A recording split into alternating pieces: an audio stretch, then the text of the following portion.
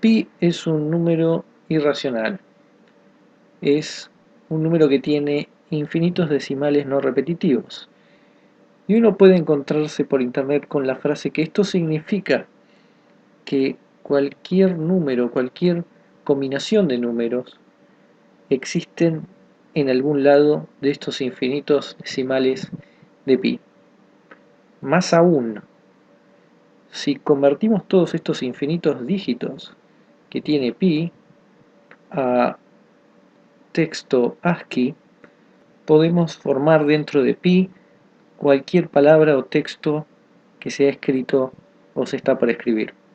O sea, dentro de pi podemos ponernos un poco más filosóficos y decir que está todo escrito dentro de los dígitos de este número. Todo lo que pasará, lo que pasó, está todo. Pero, ¿es esto realmente verdad? Ajustemos un poco lo que queremos realmente saber. Lo que queremos saber es que dentro de los decimales de pi, queremos saber si en esos infinitos decimales cada cadena de dígitos finitos posibles existen. Tienen que ser cadenas finitas, dentro de decimales infinitos no es mucho problema, pero no hay nada en principio que nos asegure, por más que tenga infinitos decimales, que podamos tener cualquier grupo de decimales consecutivos que se nos pueda ocurrir. En principio empecemos por decir que no todo irracional cumple con esto. Por ejemplo, si tenemos un número que es 0.011, 3 ceros, 4 unos, 5 ceros, parecido al que vimos en el video de si este número o uno parecido, creo que tenía un 1 acá, y después 0 y después un 1, habíamos visto que esto es irracional, pero claramente esto está formado por unos y ceros, así que no va a estar toda la historia del universo, por lo menos no en decimales, en base 10. No tendremos todo escrito en ASCII, ni tampoco tendremos cualquier cadena de decimales. Esto nos lleva a la discusión de lo que se llama un número normal. La definición de número normal es la siguiente. Un número normal de base b va a ser aquel que en su expansión en base b justamente cada dígito aparece con una frecuencia promedio tendiendo a 1 sobre b. Si tomamos por ejemplo el caso 10, base 10, nosotros tenemos algún número irracional,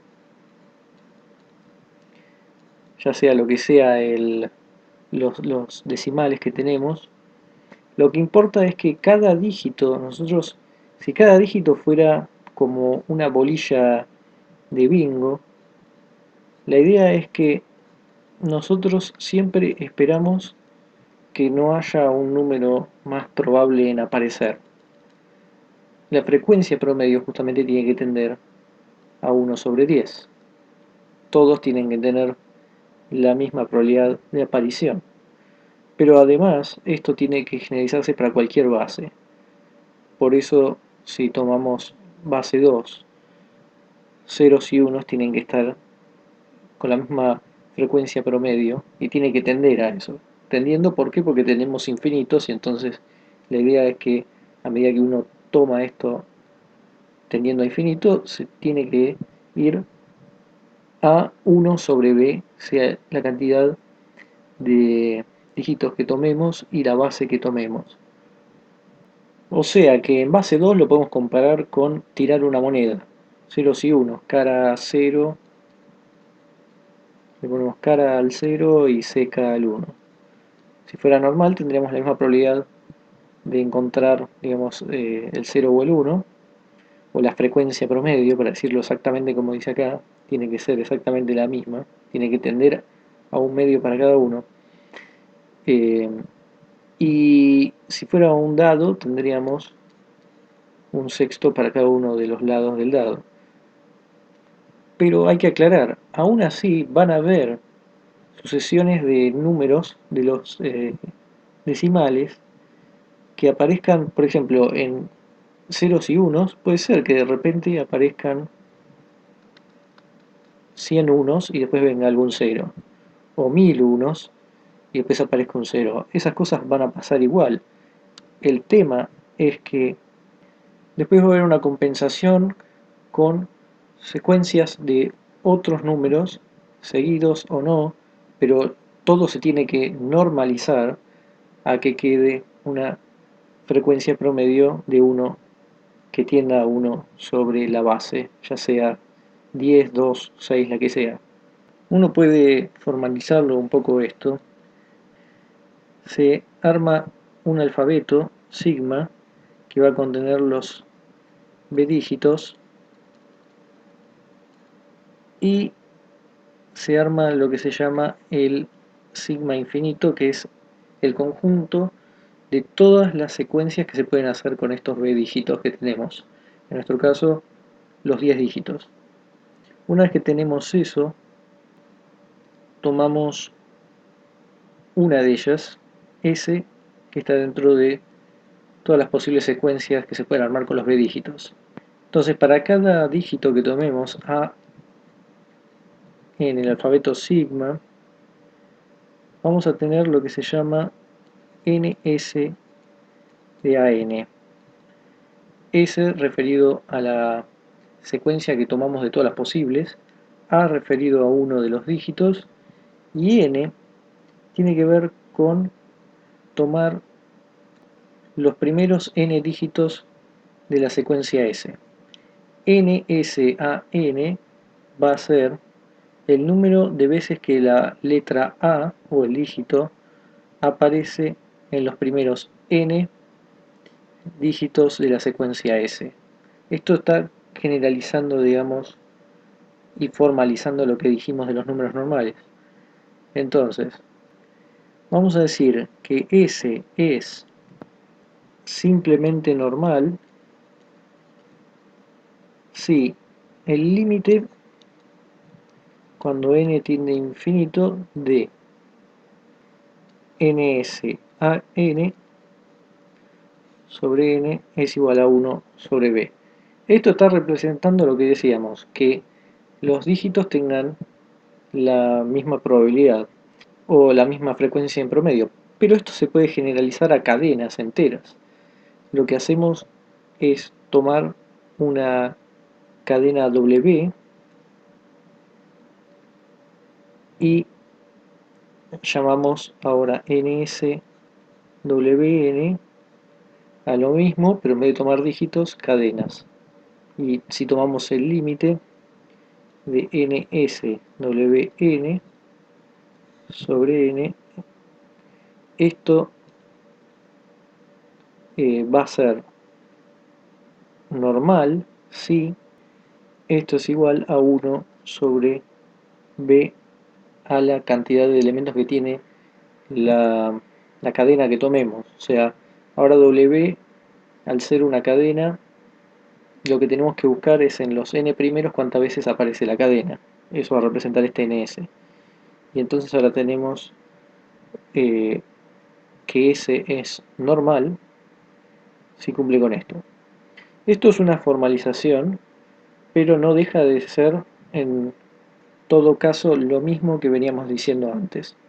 Un número real va a ser simplemente normal en base b si cada dígito ocurre en la expansión de x en base b con una frecuencia límite de 1 sobre b, y un número real x va a ser normal en base b si para todo número natural llamemos a este número k.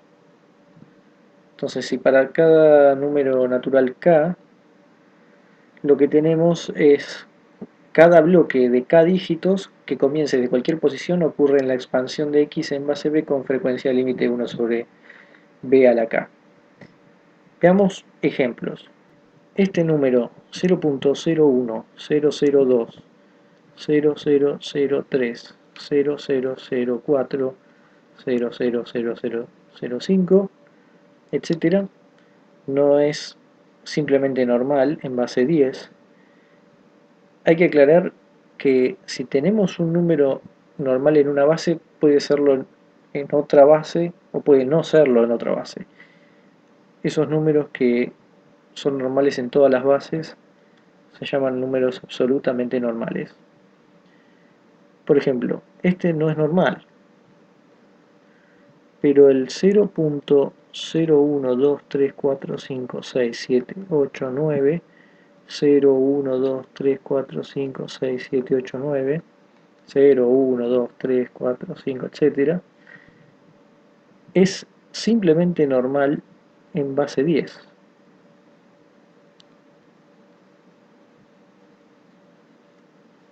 Aclaremos, este no es simplemente normal, este sí es simplemente normal en base 10, pero no es simplemente normal en base 100, por ejemplo. Los números racionales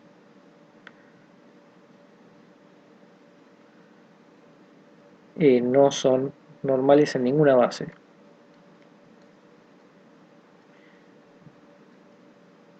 Hay que tener en cuenta que los números racionales, si no son periódicos, terminan con ceros al final, y entonces ya ahí se pierde la normalidad. No puede ser normal, y esto va a ser en ninguna base. Por supuesto, estoy diciendo resultados, no vamos a probar nada. Algunas de estas cosas son bastante complicadas. Tenemos este número que es 0, 1, 2, 3, 4, 5, 6, 7, 8, 9, 10 sería, pero vamos a decir que luego vuelve a arrancar. 1, 1, 1, 2, 1, 3, 1, 4, 1, 5, 1, o sea, vuelve a aparecer todos separados por un 1 y luego separados por un 2 y así. Este número, demostrado por Champernowne, es normal en base 10. Ya no estamos hablando de simplemente normal, sino normal. Este número sí tiene todas las cadenas posibles. Y todo lo que habíamos hablado de ASCII y poder traducirlo a palabras y letras y escribir lo que queramos. No se sabe si es normal en bases que no son potencia de 10. Volvamos a la pregunta inicial, ¿qué pasa con pi? Bueno, tanto pi como e como raíz de 2 no se sabe si son ya no normales, sino ni siquiera simplemente normales. Entonces es un problema abierto y por lo tanto no podemos en principio afirmar que toda la historia del universo en forma de ASCII esté dentro de pi, ni de e ni de raíz de 2, y ni siquiera se sabe si eh, los irracionales algebraicos son absolutamente normales o simplemente normales. Pero se cree que sí.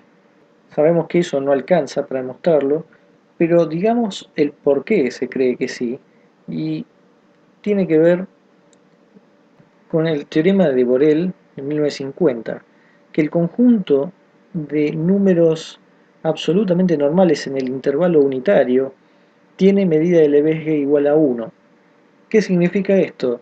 Significa que en el intervalo 0,1 todo lo que no es absolutamente normal es muy poco, vamos a ponerlo de esa forma, o lo que generalmente se dice es la mayoría de los números entre 0 y 1 son absolutamente normales, o casi todos los números que tenemos entre 0 y 1, pero esto por supuesto se puede extender a toda la recta, son absolutamente normales.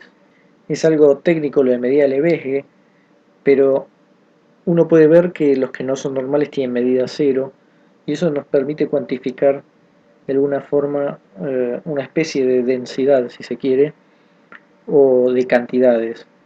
Y esto es lo que da lugar a la especulación de que si tomamos raíz de 2, pi o e, lo más probable es que sea un número absolutamente normal. Por supuesto, esto es un problema abierto, uno de los más importantes, y toda esta teoría, aunque no lo parezca, es útil en computación y la teoría de información algorítmica, entre otras aplicaciones.